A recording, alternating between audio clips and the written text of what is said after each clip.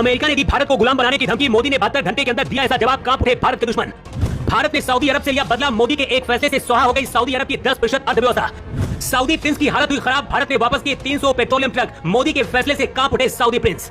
America ने जो खेल शुरू किया था उसका अंत अब भारत करने जा रहा है। भारत को फिर से गुलाम बनाने की सोच रखने वाले अमेरिका को 72 घंटे के अंदर ही मोदी ने ऐसा जवाब दिया है कि ट्रंप ही नहीं बल्कि अमेरिका में भी मोदी के नारे लगने लगे। अमेरिका के साथ ही भारत ने उस मुस्लिम देश से भी बदला ले लिया है जिसने एक हफ्ते पहले पाकिस्तान के साथ डील की थी। भारत और सऊदी अरब के रिश्ते अच्छे हो रहे थे, लेकिन सऊदी अरब ने पीठ पीछे पाकिस्तान से डील करके भारत के साथ गद्दारी की। इन मुस्लिम देशों को शायद ये लगा था कि अमेरिका भारत के खिलाफ है, इसलिए इस मौके का फायदा उठाया जाए। सऊदी ने यही सबसे बड़ी गलती कर दी। भारत ने सऊदी अरब की गर्दन पकड़ी तो प्रिंस सलमान की हालत खराब हो गई। तुरंत मोदी के पास फोन मिला दिया। लेकिन पहले आपको बताते हैं कि कैसे भारत ने सऊदी अरब के 300 पेट्रोलियम ट्रक को वापस भेजकर पूरे अरब के मुस्लिम देशों को बता दिया है कि भारत कुछ भी कर सकता है।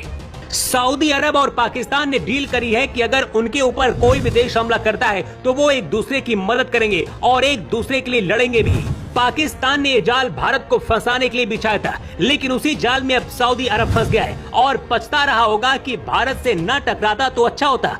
कई रिपोर्ट्स में दावा किया गया कि भारत ने सऊदी अरब के पेट्रोलियम से भरे 300 ट्रक वापस लौटा दिए, जिससे सऊदी में हड़कंप मचा है। रिपोर्ट में दावा किया गया कि भारत के इस फैसले से 24 घंटे के अंदर इस सऊदी अरब की 10% इकोनॉमी गिर गई है। सऊदी के प्रिंस सलमान मोदी के इस फैसले से हिल गए और मोदी के पास फोन करके सफाई दी है। मोदी और प्रिंस सलमान के बीच क्या बात हुई है ये तो पता नहीं, लेकिन दावा किया जा रहा है कि प्रिंस ने मोदी को ये भरोसा दिया है कि पाकिस्तान को लेकर वो कभी भी भारत और पाकिस्तान के बीच नहीं आएगा। भारत का ये कदम अमेरिका के लिए भी एक सबक है जो भारत को फिर से गुलाम बनाने का सपना देख रहा है। ट्रंप के करीबी अमेरिका के commerce minister Howard Lutnick Bharat और ब्राजील के साथ ही स्विट्जरलैंड को भी धमकी दे रहे हैं।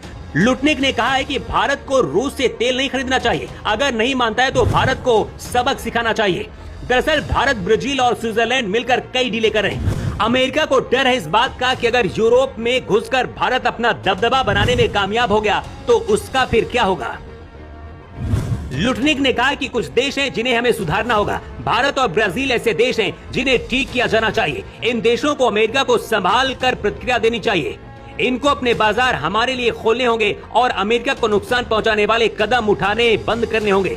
भारत को ये एक तरीके की खुली धमकी है और बौखलाहट भी है, क्योंकि ट्रंप जितना ज्यादा भारत का नाम ले रहे हैं उतना ज्यादा उनके ऊपर ही कीचड़ गिर रहा है।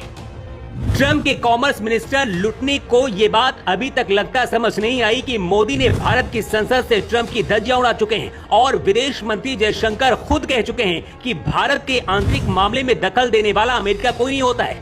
भारत ना किसी देश से डरता है, ना अब किसी की सुनता है। ब्राजील भारत के साथ मिलकर आगे बढ़ रहा है और इसी बात से अमेरिका बौखलाया हुआ है। लेकिन बहुत जल्दी सऊदी अरब के बाद ट्रंप भी भारत के घुटने पर आने को मजबूर होंगे। भारत की ताकत को इजराइल बहुत अच्छी तरीके से समझता है। इजराइल के सबसे बड़े बंदरगाह शहर हाइफा की आजादी में भारतीय सैनिकों का बहुत बड़ा योगदान रहा है। हाइफा के मेयर योना याहाव ने कहा कि ब्रिटिश सैनिकों ने नहीं बल्कि भारतीय सैनिकों ने हमें ऑटोमन साम्राज्य से आजादी दिलाई थी।